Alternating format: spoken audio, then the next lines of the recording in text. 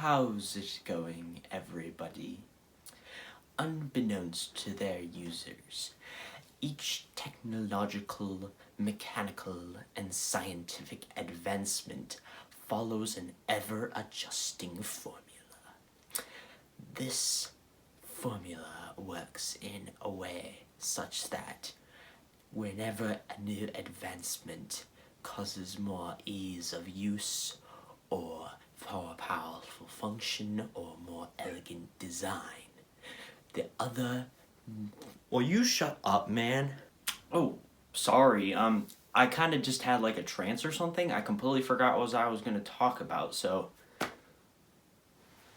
Oh, there's a shape mod. I guess we'll talk about that. How's it going, everybody? Welcome back to a new series on the channel that I'm going to be calling Shapemod Showdown. Now, the way that this series is going to work is that I'm going to go through all of the under $10 shape mods on the Cubicle, and I'm going to use a random number generator to pick 5 randomly each month, and then out of those 5 I will pick 2 that I think are the most interesting and buy them and compare them. Now, this is how the videos in the future will work, but I just wanted to start this series, so I'm actually just choosing 2 that I already have. I'm not doing the whole random number generator process and picking 2. That's going to be all the future episodes, and I may even start doing giveaways of one of the puzzles, but again, that's not going to be doing it this time. It's going to be maybe in the future. That's also basically a big maybe. It might not actually happen. But anyways, today we're going to be comparing the Rubik's Orbit and the Moyu Fisher Skewb. Now, before we get into the actual comparing, I just want to talk a bit about shape mods, so I don't really have to do it in any of the future videos.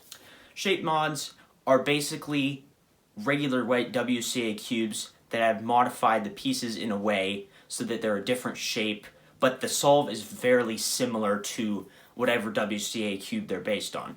Such as this Rubik's Orbit is based on a 2x2, and this Fisher Skewb is, well, a Skewb. And that doesn't mean they don't add anything. In fact, they add a lot usually.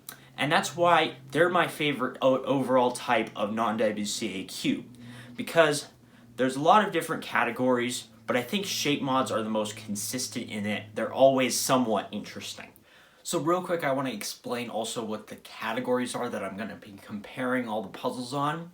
So first off, I'm going to compare them on how well they turn, how high quality the puzzle is. Because that is even important with shape mods if you want to have a good time. It's obviously not as important as it is with WCA cubes, but you still want it to turn well. And also I'm going to be judging how good it looks and how interesting it looks and like the visuals of it, because that's part of shape mods that is interesting, is some of them look really cool. And I'm also going to be judging on how unique it is, especially compared to the cube that it's modded after. And I'm also going to say how unique and fun the solve is itself and how satisfying it is to solve. But before we talk about those categories, I also just want to go over some basic specs about these cubes. This is the Rubik's Orbit. It's produced by Rubik's brand, and I believe it's available on Amazon, not on the Cubicle, but it's a 2x2 shape mod. And this is the Moyu Fisher Skewb. It's made by Moyu, and it is available on the Cubicle for like $6 and less if you use the discount code Nathan5 for 5% off. And it's a Skewb shape mod that was actually designed by Nathan Wilson, so that is pretty cool. Now let's talk about the quality of these 2 cubes and their turning. Let's start with the Rubik's Orbit. Well, it's a Rubik's brand puzzle, so you can probably see where this is going. The turning is very rough, it's not smooth, and the corner cutting is basically non-existent. And it's not a good turning cube. It feels very exhausting once you try to do a few solves. And honestly, I have to do a lot of wrist turning, which is not ideal at all. Moyu Fisher Skewb, completely different story. It's got this like frosted plastic, which obviously a lot of people don't really like, but I actually kind of like it a little bit for this specific cube. And the turning is very nice. It's really, really smooth. Obviously, it's a non-magnetic cube, but it still turns very well. Even when I'm doing like shape-shifting stuff, it still turns very good. So it's pretty obvious who won this category. It's the Moyu Fisher Skewb. Next, let's talk about the visuals of these cubes, starting with the Moyu Fisher Skewb. it kind of looks boring, to be honest, in a solved state. But as soon as you start turning, man, it looks so cool. Honestly, this looks so great, no matter what state is in besides the solved state. The turning, it just like makes it look so cool, and it's definitely nice to look at. In fact, my sister actually she scrambled it up when I originally got this, and she drew a picture of what it looked like, and it was actually pretty cool. So that is definitely a plus, but I don't really like it when it is in the solved state. And the shades on the cube, that might also be due to the frosted plastic, kind of just look okay. They look like the typical Moyu Shapemod or non-WCA shades, and they just kind of look just eh. But yeah, the visuals on this cube are definitely great when it's in a scrambled state. Rubik's Orbit also definitely has some cool visuals and looks very good. It's definitely got a wow factor to it, just like the Moyu Fisher Skewb, but this one, it also looks pretty cool when it's solved. But the thing is, it's very difficult to tell from someone who isn't into cubing whether it's solved or not. It's kind of like Rubik's Clock in that way. Because the method is to get all these rings, and that's the point of the solve, it kind of doesn't really look solved when you're done. It doesn't have like a clear, oh, obvious, all the colors are matching, you know, because all of these other colors makes it look like it's not matching. And also the color scheme is weird. Blue and white are opposite each other, green and orange are opposite each other, and red and yellow are opposite each other. I have no idea why they chose to do this. And also this 2x2 ball thing in the middle, it kind of just looks ugly in my opinion. It definitely has a Rubik's-y look to it, just like, you know, the Rubik's internals and like the core and everything. And that definitely does not do a good job. So I think it would look a lot better if it was not a Rubik's puzzle. Also, the tiles also kind of look kind of ugly in my opinion, but that's just my opinion. So both of these cubes have some pretty good visuals, but they also have some problems with the way they look. So I say this one is a tie. Now we're moving to a category that I think is pretty important for Shapemod's, and that is uniqueness. I think it's very important for Shapemod's to be unique, especially from the puzzle that they're based on. Otherwise, nobody would want to buy it. So what does the Rubik's Orbit offer that's different than just a 2x2? Well, I think it's the way that you think about the puzzle. Because the colors are kind of different, and that the way that the stickers are is not the same as on a regular 2x2, you have to think a bit differently when building your layers and thinking about which algorithm you need to do. And this definitely adds some uniqueness to the solve, and that's something I definitely like. It is still kind of similar to a 2x2, however. So, yeah. What about the Fisher Skewb? Well, definitely the shape. I don't know if you know if we call it shape shifting or just changing the shape, because shape shifting can be something altogether different when it comes to cubes. But it's definitely interesting because they added orientation to the centers, and they look like edges, but they're actually centers. And these ones that also look like edges are actually corners.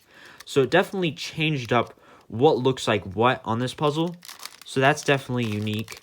However, the addition of these orientation of the centers adds sort of parity to Skewb. And now Skewb is notorious for being pretty repetitive with a lot of sledgehammers going on. And while I think that the whole thing of it having sort of like a parody is definitely unique, the way that I found to solve it on my own was basically a bunch of sledgehammers. And that just adds more and more sledgehammers to the solve. There's probably a better method for that, but I learned how to do it intuitively, just messing around with the cube, which is definitely cool, but still not very cool that it's just like sledgehammers. So I'm going to give this one to the Rubik's Orbit because, in my opinion, it just has less problems in the way that it's unique. And now for the last section, I'm going to explain how the solve works on each of these cubes and what I think about the solving experience. So here is how I solve the Rubik's Orbit. I start by making the white side. So you have this white piece, and now I need to add this white piece, and now I have 3, and then add this. Now this is what's interesting about the Rubik's Orbit. It's kind of hard to tell the permutation of the pieces, so I have to use specific patterns. See this pattern where all these are sort of grouped together? That's actually a diagonal swap, so I can do R2, F2, R2 to fix it. And then I need to orient the blue side. So I see this case, this is going to be F sexy F prime. And then here we have an adjacent swap, which I learned from practice. And overall, I think this would be a lot better of a solving experience if the turning was better, if it was made by any other company other than Rubik's. But I believe it is not manufactured by any other company besides Rubik's brand. But the solve is definitely still very interesting and cool. Now here we have the Moyu Fisher Skewb. Now this one is also a very unique solving experience. So what I'm going to do is I see this white center, and I'm going to move.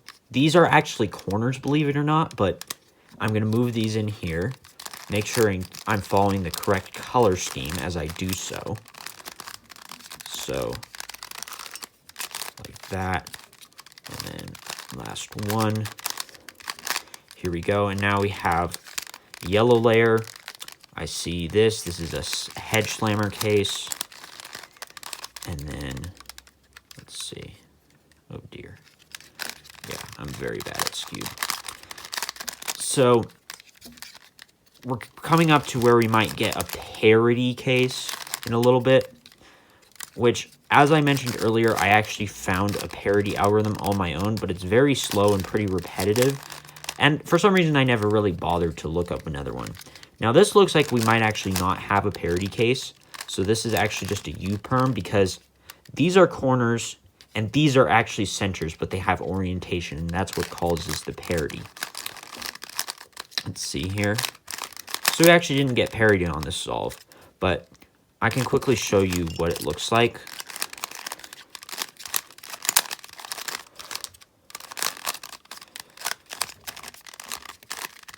So this is the not so bad case where you have two of these centers sort of flipped. When you have one, it's a much longer algorithm, but I found both of them basically on my own. So I like put it right here. I do a sledgehammer, Y2, two sledgehammers, and a sledgehammer to finish off after a Y2. So this one's also a pretty interesting and enjoyable solve experience. Definitely turns better than the Rubik's Orbit, so that it definitely has that going for it in terms of the solve experience. It's very satisfying to see it go from a crazy jumbled mass to basically just a solved cube. And even though the parities can be kind of long and annoying, I still think it's an enjoyable solve experience. And sledgehammers are already a very big part of Skewb anyways, so if you really absolutely hate that a lot, then you know what you're getting yourself into with the Fisher Skewb. So overall, both of these have a very good and enjoyable solve experience, but basically just because of the hardware alone, I have to give this one to the Fisher Skewb. So in the end, although it was close, the winner, in my opinion, is the Fisher Skewb. Both of these puzzles were quite enjoyable to play with and solve and look at and all that, but I think because the Rubik's Orbit was made by Rubik's brand and didn't really have that speed cube type of quality, it definitely hurt it a lot. And I think if more companies were to start making this sort of cube, then I would like it a lot more, and it might have even been a tie or even gone to the Chi Orbit or whatever they would make it. Now, if only there was a way I could keep this Rubik's Orbit from falling over whenever I try to put it on my desk. Maybe I could use a cube stand. Oh, I know. Yeah, that's right, Mr. Chi Clock. Who needs you? We've got the solar system.